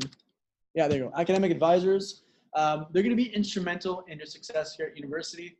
So one thing they do, and this is kind of their tagline, is that they advise and you decide. All right, they will give you all the information that you need in order to make a well-informed decision, whether it be picking a major, selecting a collective course, changing programs, whatever it is, they'll give you the information you need to make a well-informed decision, and you're the one that clicks yes, or clicks submit, or signs on the dotted line to agree that you're changing programs, all right? They're gonna be very resourceful for you because they're so knowledgeable about every program on campus that they can definitely support you whatever your need may be. They address a variety of different needs for all of our students, more specifically their academic needs. So one example I can think of off the top of my head, it is a little bit more specific for university athletes, but also applicable to every student at the university, is taking less courses per term. So if you're going into a program, whether it be a faculty of arts, engineering, science, and you're thinking the 27 hours of class is too much for you to handle, can advise you to drop down one course or two courses, take a lighter course load in order to succeed academically. And I was speaking to a group of students earlier this morning, and I share this in all my presentations. If you're coming from high school more specifically, you would have applied to university like back in November, right? Like literally 9 months ago. A lot of stuff can happen in 9 months, right? Your interests might change, your inspirations might change, your life goals might have changed. So you don't think as though you're bound to the program you've applied to at UAC back when you were 17 years old. Okay? If something sparks your interest and you read a really cool news article and all of a sudden you want to go into, I don't know, psychology, you can make that change to psychology or declare the major or minor in psychology, and academic advisors can support you in that. All right? Even when it comes to the length of your program. So for the most part, all of you are embarking on a 4-year degree. And we say that so often, 4-year degree, 120 credits, 30 credits a year, 4 years, 4 years, 4 years. You're not strapped, you're not bound to that 4-year time limit. Like you guys are coming into university now at such a young age that if you were to abide by the 4-year construct, you're getting out of university at 21, 22 years old, which is super young. Like you guys are just starting to vote, just starting to drink alcohol legally, right? The world is so open to you guys that an extra year in university to stretch that degree from 4 years to 5 years means nothing. Absolutely nothing. If anything, you're probably better off because you matured a little bit more than you would have coming out of school a little bit earlier. So if it means dropping down your course load to 4 courses a year, making that 4-year program now a 5-year program, just to make sure you can succeed academically, maintain a positive mental health, and even just maintaining a successful average so you keep receiving those academic excellence awards, right? If it's the difference of you receiving an extra $1,000 a year because you drop down to a lighter course load and you're able to concentrate a little bit more on 4 courses out of 5, that's enough to make it worthwhile, especially with the budget cuts that we're getting from the Conservative government right now in the province of Ontario. I see students that are literally getting half of OSAP this year than they got last year. So that's a huge stressor for a lot of students, right? So that can definitely impact your academics, your social piece. So that's something that you need in order to be successful. Seek an academic advisor. They'll definitely help you out. Targeted programming, we give academic workshops all year long. Twice a year, we do an activity called LNAP, Long Night Against Procrastination. We do that in the library, usually in November and again in May, where we open the library until midnight. We give free tutoring services. We give a list of workshops. All of our services are open to the library to support students. So it's different stuff like that, as well as the academic workshops for some stuff that we offer. And then they support students in transition. So all of you, whether you're coming from high school, university, college, they support all those students in transition. Some of their services that we have, academic writing. So this is a great service. I encourage all of you to seek this service, no matter what program you are. This will ensure that you can go through your document with a writing coach before you submit your assignment. Okay, and all of you guys will have to write an assignment or a paper or a lab report or a case project, research essay. All of you guys will have to do that without a doubt.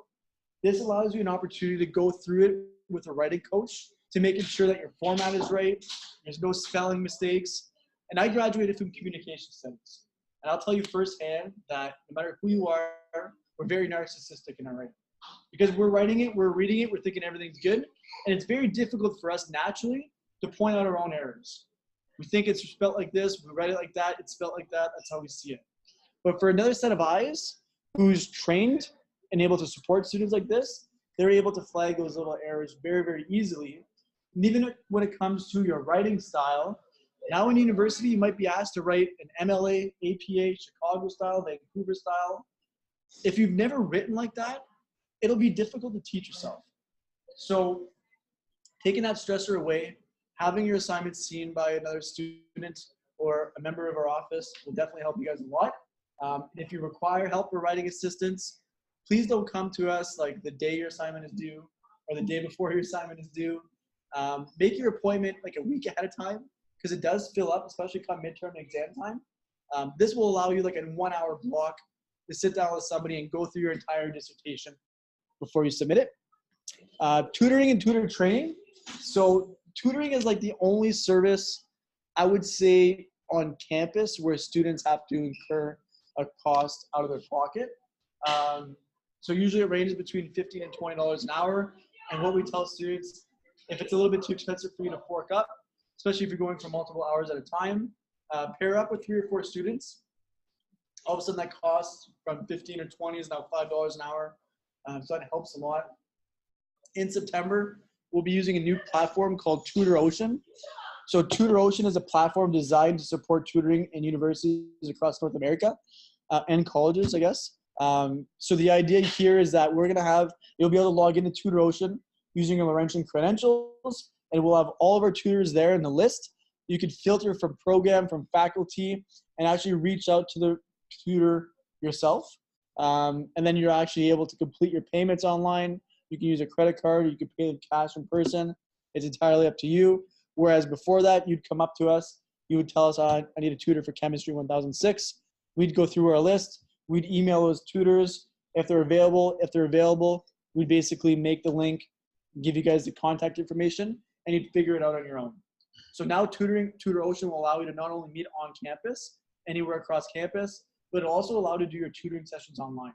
So it goes like 1v1 telecommunications, where the tutor will have access to a whiteboard, a text board, they could draw, they can make formulas, they can text, and the tutor will be able to download and actually export all of those whiteboards and writing boards so that they could use those for study notes. So it's gonna be a great software, we're really looking forward to it, and it's gonna launch on September 16th.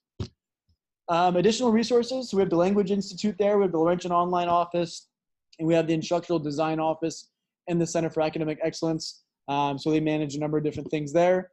And then the workshops and training skills, like I said, we give a number of workshops every single year, every single term. And then we do LNAP twice a year as well. So plenty of opportunity to find us there in the library. So if you guys don't know where it is, it's basically one building over, my right, your left. And they had extended hours during the summertime. Those are now done. So they're there starting next week, 9 to 4:30. And then they do usually have a couple of days during the week where they offer extended hours. But they'll announce that next week once they finalize all that stuff there. So academic advising for all those online participating in a live stream. If you guys want to take note of this email address, academicadvising@laurentian.ca. And if you just reach out to them with an availability, our academic advisor will get back to you and support course registration. So our transitions team, which is myself, along with the colleagues that I share an office with, you can kind of imagine us as Walmart greeters, but just like outside of Walmart without the blue vests. Right? So we're like that first face that you see once you're entering Laurentian, and we're there to kind of support the smooth transition to university for you guys. So this is your My Laurentian account. I'm going to go on the assumption that most of you, if not all of you, have already seen this portal. All right, so I'll highlight a couple different things that you might not have seen yet. First is your new student guide. So this new student guide gives you access to a list of articles that we've already published about a number of different services that we have at the university. So if you were to click that, you'll get a huge list of different pieces of information in categories. So it's almost like a Q&A. So you can visit that. It'll give you a bunch of information about all kinds of stuff at Laurentian. Your processes tab, if you click this, that'll give you an opportunity to change your name, change your preferred name, change your family name, change your permanent address, request your student card as well. So if you haven't done that, you can do that through your processes tab. Your shop section. So in the shop section there will allow you to purchase a number of different things. One, your parking pass. You can buy your parking pass. You can buy your meal plan, voluntary or mandatory meal plan. Right through here, as well as in the shop tab, you can add money to your student card for library services. So if you want to use printing services on campus, anywhere on campus, you can now access it through your student portal account where you upload a document, whatever you want to print, through your account. And as long as you have funds on your student card, you'll swipe your student card in any printer across campus, it'll come out right there for you. So before last year, students would always have to find themselves at the library and print from there. And now we've got a new contract with Xerox. We've got brand new machines literally a month ago. So that's making everything super, super easy on campus. Up here, you have access to, it says D2L. So now that you're logged into your My Laurentian, if you click on your D2L account, it'll already bring you into your logged in account. Same thing with CC Web Advisor now, but now it's self-service. So you'll have the same thing there with your self-service account. This checklist that you see is different for every student, and it basically reflects the questions that you've answered in the onboarding process. So that quick questionnaire that you had when you're creating your account. So if you've declared that you'll be using a vehicle to commute to campus, there's an option there to purchase your parking pass. And then actually under here, you have like a widget for My Bus. You can actually put in your start address, your destination address. It'll map out the bus schedules for you in order to make it to your destination on time. So your checklist, I mean, you guys have pretty much already accomplished a lot of these. You registered for courses. Your parking pass was available in July. Your voluntary meal plan was available in July. Ordering your one card was available in July as well, so you guys can still do that. And if you guys want to avoid the lineup at the hub, you guys can upload a photo of yourselves in your processes tab to request your student card ahead of time. And then if you guys have done that, we'll print it off and we'll have it at our express table during the service fair on the first day of class. Moving into residence starts this week. Welcome week starts this week. First day of class is on Wednesday, and the fall success workshops are given every term. So this is your student card. This is what it'll look like. Obviously, your photo will be different. This here will have like the logo of your association in the middle. So depending on what association you belong to, you'll have their logo there. But this will actually have a chip monitor on the inside, and this helps monitor all of your accounts at Laurentian. So if you're living in residence, that'll give you a residence key after 6 p.m. It'll be your fob key to get into residence. For students who are studying at the School of Architecture, it's their fob key to get in the studio any time of day and day of the week. It will be your photo ID for your final exams. Excuse me. It'll be your bus pass. So you'll swipe the student card in the fare box. That'll be your bus pass. It'll be your fob key to get into the gym. So the recreation center on campus. All of you guys will have 12-month access to the rec center. So for students who will be in Sudbury next summer or during the spring months, you can use that bus pass at any time. So it'll go active on Thursday of next week. And then from Thursday, basically until your last year of university, you'll have an unlimited pass to the recreation center. It'll be your photo ID. It'll be your meal plan card. So if you have money on your meal plan, you'll swipe your student card like you would a debit or credit card. It'll take those funds off your student card for any meal plan or food services on campus. It'll be your mandatory piece for photo ID when writing your final exams again. So pretty sure it'll be a pretty useful piece for you guys anyways, whether or not you're in residence or not. Buy your books. So this is a photo we took from the bookstore when we were making this presentation. So you'll have all these shelves in alphabetical order as per the course code. So at the very top, you see poly for poli-sci, psychology. So the first shelf will be first year, second shelf, second year, third year, fourth year at the bottom. When you're looking at your books, every book will have this tab here, this section, a little paper that gives you information about your book. So it'll have your course code, it'll have the professor's name, it'll have the edition, it'll have the new book price and the used book price. And some books now are coming out with an electronic copy. So if your book has that, it'll have the price for the e-copy there as well. And now one thing that we started doing at Laurentian a couple of years ago is that our bookstore, first of all, it's a third-party company. It's run by Follett, so we don't manage the bookstore. But the bookstore saw that they were running low on used copy, and it was very difficult for them to offer used books at the bookstore because students weren't coming back to sell their books after they bought them new. And frankly, it just didn't pay students to do so. You bought the book brand new, you'd sell it back to the bookstore, they'd give you a quarter of the price you paid for it just to sell it for half. And students learn very quick, they can just sell it for half themselves, or maybe a little bit less to some of their colleagues or friends, and make a little bit more money for themselves. So in response to that, the bookstore started a new program where you can now rent your books. And this is one thing that I would recommend all of you students to do because it's almost like putting your books on layaway. So when I was a student, I expected to use my textbooks forever. I had a couple of first year business courses, and I said, yeah, I'm going to refer these accounting principles for the rest of my life. That's not the case. I still have like every single one of my textbooks. They're in a crate in the shed collecting dust. And I hate looking them around because it's like 50 pounds of textbooks that I'll never use. So to avoid that, you can now rent books. And the way that it works is that whether your course is 1 semester or 1 year long, you pay 50% of the book price, whether the book is new or used, and you have it for the duration of your term.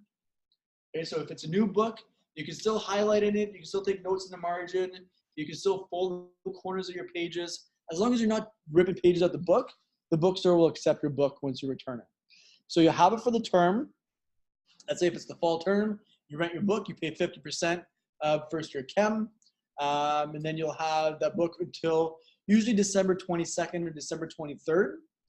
At that time, it's your responsibility to bring the book back. Now, if you don't bring it back, let's say you go home, you have it in your textbook, and you moved it back, and you're not going to be back before the 22nd or 23rd of December. You're like, oh, shit, what am I going to do? You can call the bookstore and pay the remaining balance of the book. That way, now you own it. You'll have paid 100%. But if you don't bring it back on time, they'll bill you the extra 50% plus a 50% penalty. So now you're paying 150% of your book, which is way too much. All right. So one thing you could do, rent all your books, bring them back. Or if you've rented your books and you really want to keep them at the end of your term, just go into the bookstore and pay the extra 50%. That way there you paid 100% of your book. And instead of buying them all at the very first week of school, it'll give you like 4 months to pay out. It's like putting your books on layaway, right? So you pay the first half, and if you really want, you pay the second half at the end of it. If you don't want them, we bring them back, and the bookstore will take them back. So it's a really, really cool and convenient way. There is a way to buy your books online. So if you were to visit Laurentian.ca, even just in the search bar, you rate Laurentian Bookstore, you'll get the link for the Laurentian Bookstore. And you can actually buy your books where you search per course code. And that's the only way you'll be able to buy your books before school starts, because all of our profs have to register those textbooks before June. We take the summer months to order them. So we already know what books are necessary. So even if you just want to know what books you'll need for the start of your term, you can look them up on the bookstore website.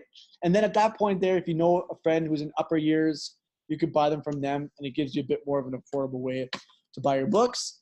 My last year at university, I found 80% of my books online for free in like PDF format. So it's not information the bookstore wants me to share with you, but I don't work for the bookstore. So if you guys are able to go and find your books online, now with technology, a lot of students are like scanning their books, downloading them in PDF formats. If you could find them for free, cool. There's a lot of websites now that are doing like open resource information. So they're offering textbooks for free. If you have that opportunity, go for it. As long as it's the right book, it's the right edition, information's all the same. How many of you guys are moving into residence? One? Anybody else? No? All right. So these are the days to move into residence. You most likely already got this communication from the residence office. But one thing that we do see, this thing. Okay, we have a. Oh, yeah, I'll admit you, but you're showing up super late. So one thing with this here is you obviously have those days where you can start moving in. You can move in at any time during those days. So it's not like other universities where you have to move in between like 1 and 2 p.m. If that's the day you can move in at any time. Even if it's like midnight, there's always somebody at the front desk that can give you your room assignment. So parking, is anybody expecting to drive a vehicle into campus? Okay, cool, 1, 2 people. One thing I'll tell you guys, if you're looking to save some money on a parking pass, because like the upper lots are super expensive, like $650 for the year, which is stupid. The parking pit is like $250 for the year. But one thing that the service won't tell you is that we don't register your plate information or your vehicle information when we're selling you a parking pass. So if you guys have a group of friends you can carpool with, you can literally share that parking pass with the lanyard in any vehicle. So as long as you have the tag on the rearview mirror or displayed on your dashboard and you have that swipe card to get into your lot, it doesn't matter what vehicle you're driving. So if you guys want to share, split 3-4 ways, have a more expensive pass, As long as you're sharing that swipe card and having that lanyard in the vehicle to display the appropriate parking lot, you're good to go. So that'll help you guys out, maybe save a bit of money. This is a list of workshops that we give frequently through every term. Whenever the dates are published, we're going to share that with the student population. And now that we're using Zoom as a platform, we actually stream a lot of these workshops on Zoom as well. So if you can't make it in person, you can tune in electronically. So finding your classrooms is super easy. You guys did a good job of finding the classroom today, so kudos to you guys. But if you're looking for other buildings on campus or the classrooms on campus, when you're looking at the classroom number, the first letter is always the building name.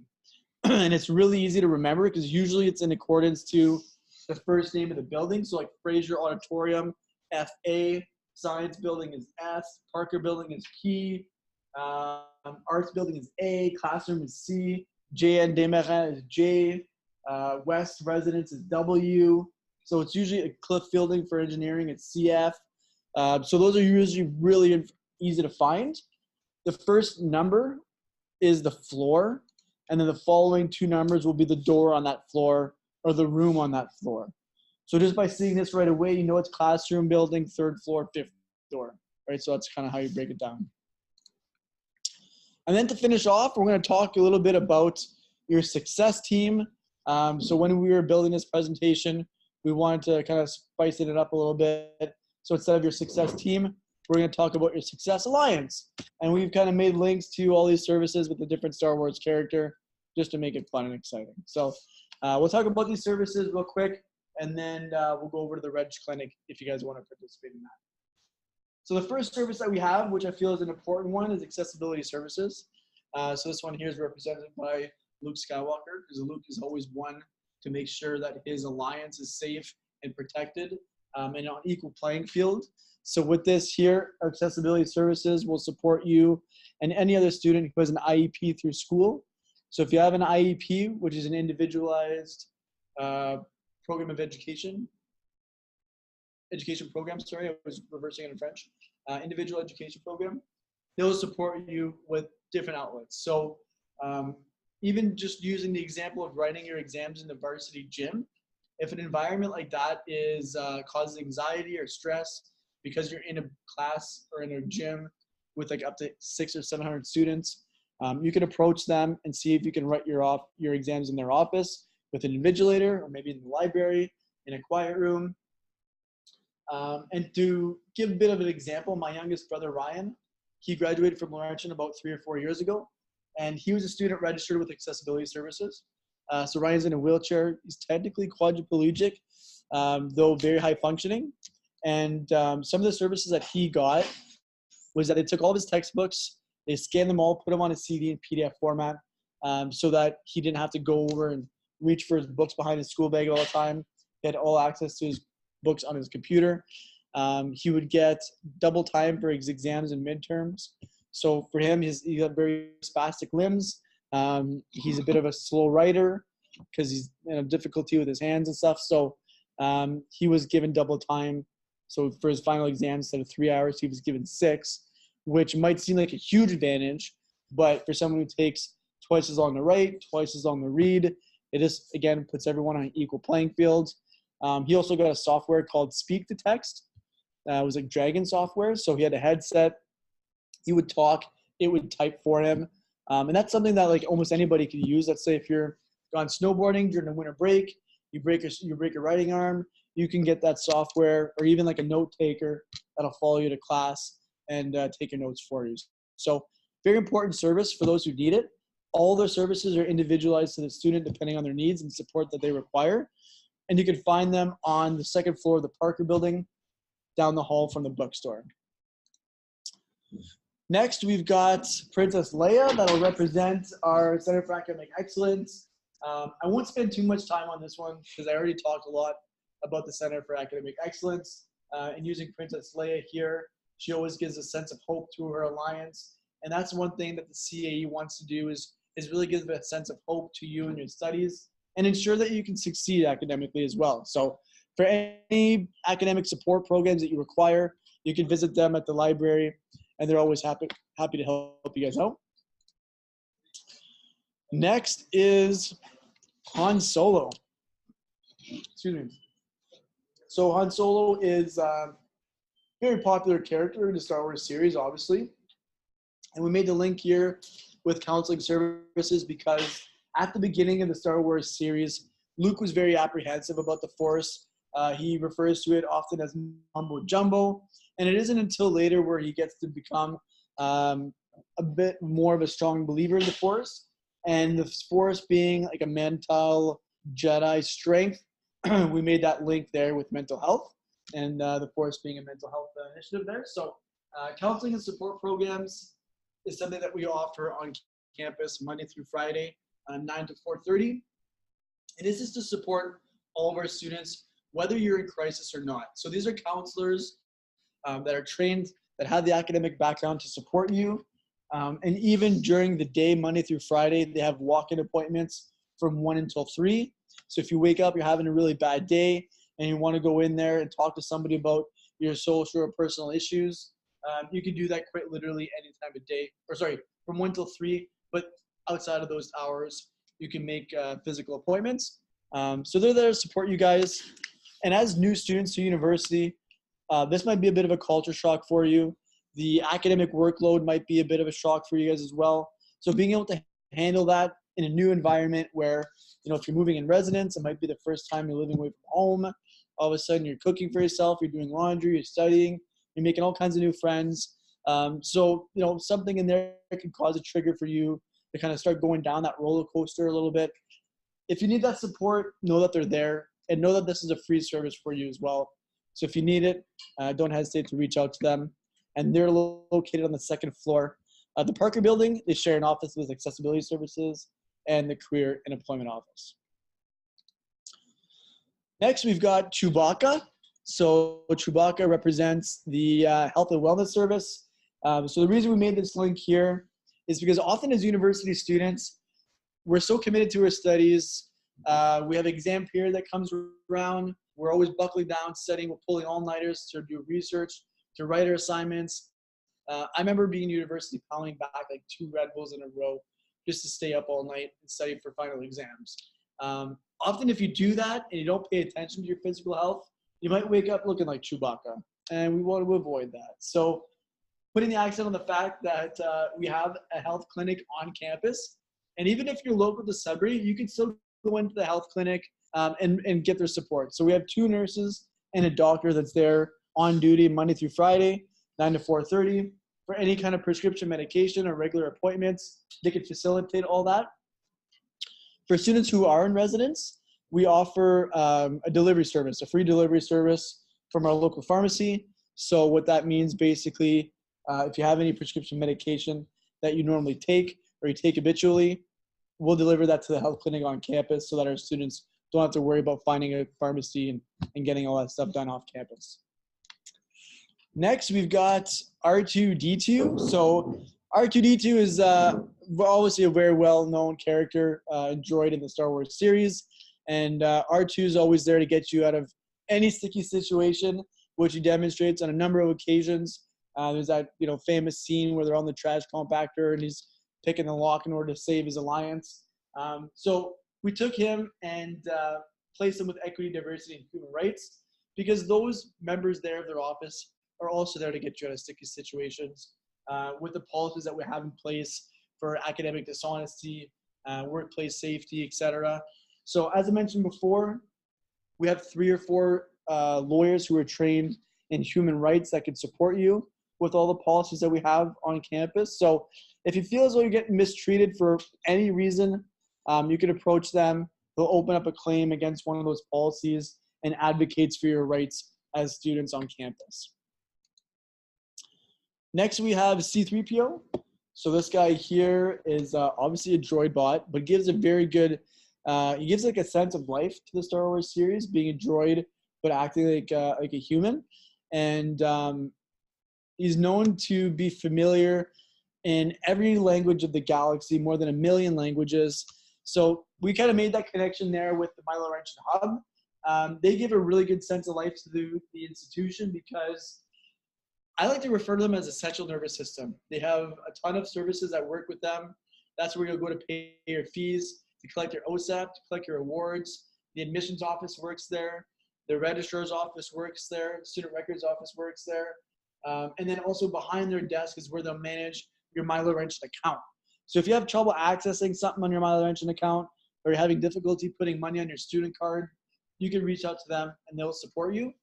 They're also the ones that'll manage your student card. So if you need a new student card or you need your student card, you can visit them there. They don't learn or they don't know a million languages, but as a bilingual institution, they'll definitely know at least two, French and English. So getting close to the end here, we have Yoda that'll represent the Indigenous Student Affairs or the Indigenous Sharing and Learning Center. This is not to be culturally insensitive at all, but in the Star Wars series, Yoda is one who shares a lot of knowledge with his pupils. He's the one sharing the lessons of the Force with young Jedis. And because we are a tricultural campus, we support English, French, and Indigenous students on campus. We have a cultural hub for those Indigenous students on campus where they can practice or engage in their culture from outside of, from away from home. So this year we're going to be welcoming about 500 students who've declared some type of First Nation status here in Canada. And for a lot of those students, they're coming away from isolated communities where they have a very strong bond with not only their family, but their community. So this is almost like a home away from home for them. And if you're studying in the Faculty of Arts, you'll have 6 credits of Indigenous content that's required. This is a very good resource for you guys to get more knowledge. And we have 4 elders that actually work with us on campus. 2 of them that are housed at the University of Sudbury, 1 at the School of Architecture, and 1 that has their office in the Indigenous Sharing and Learning Center.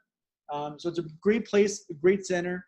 They give workshops throughout the year on like how to build your own moccasins, how to build a drum, building your own dream catcher. And usually whenever they have these celebrations like the solstice, early morning sunrise ceremonies, they always have a feast. They're the only service on campus with their own kitchen, and they make amazing fresh bannock. So even if you just want to get engaged a little bit more with that culture, see what it's like, you don't have to have status to visit the center. They also have a smudge room. So if you've ever smudged before, if you guys like to smudge or smudge habitually, you can visit the smudge room with one of the members of their office and smudge here on campus. So one thing, if you haven't already done, I'd recommend strongly that you give it a shot because it's there to kind of cleanse your soul.